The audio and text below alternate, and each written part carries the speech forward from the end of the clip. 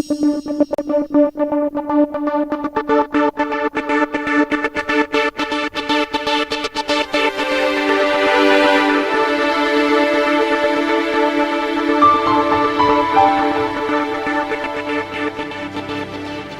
I'm Tim Schick, and I'm Director of Business and Product Strategy for Navistar's Engine Group. Everyone is talking about 2010 emissions because 2010 will bring more change to an industry that's already seen a lot of that. There are two major approaches to 2010. First, there's Navistar's in-cylinder approach. There's also the SCR, or Selective Catalytic Reduction approach, that's mostly been used in Europe. Let's look at the SCR components.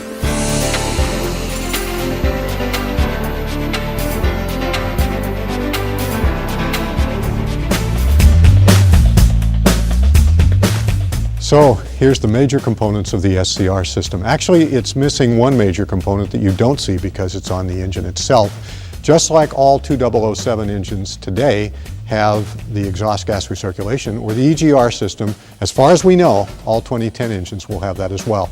In addition, they all have a diesel particulate filter and an oxidation catalyst. Now, with those two components is added this third unit here, which is the urea mixer. And of course, the urea mixer takes its source from this tank, which you'll notice has a heater, because unlike diesel fuel, urea must be heated.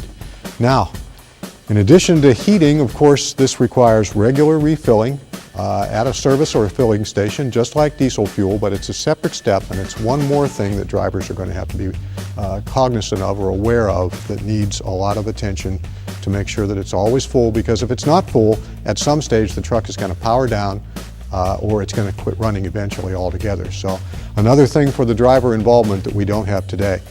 There's a urea pump, collection of nozzles and valves that is all pulled together by this group of sensors and wires and connectors leading to this brain, very similar to the engine control unit we have, only it's a separate control unit, an additional control unit for the SCR system.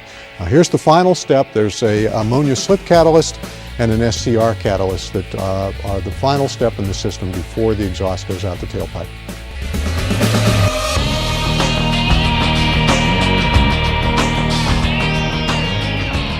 Here's an SCR system mounted on a test truck, and it's obviously not the exact way you see it in production because it's painted yellow so that you can see all these system components. Here's the controller, and there's the SCR catalyst, and of course the wires leading to the various parts of the system. And right here below me is the urea or the SCR tank itself. Now, proponents of the SCR system will tell you that all of this added hardware is well worth it because the SCR will save fuel. However, the cost of added urea will largely offset those fuel savings. The SCR system brings with it added components and hardware, and also the need for training of personnel. Drivers must be trained to replenish the urea system to maintain 2010 compliance. Technicians must be trained for the diagnostics of the system, and all without any real cost savings.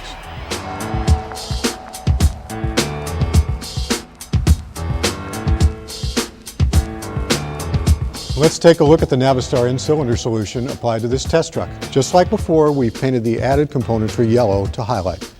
As you can see, there is no added componentry. No extra tanks, lines, or valves. No new diagnostics for technicians. No driver training. Just simplicity. So building on today's platform, we increased the injection pressure, increased the EGR rate, improved combustion with piston bowl geometry refinements, rematched the turbos, and refined the calibration for performance and fuel economy.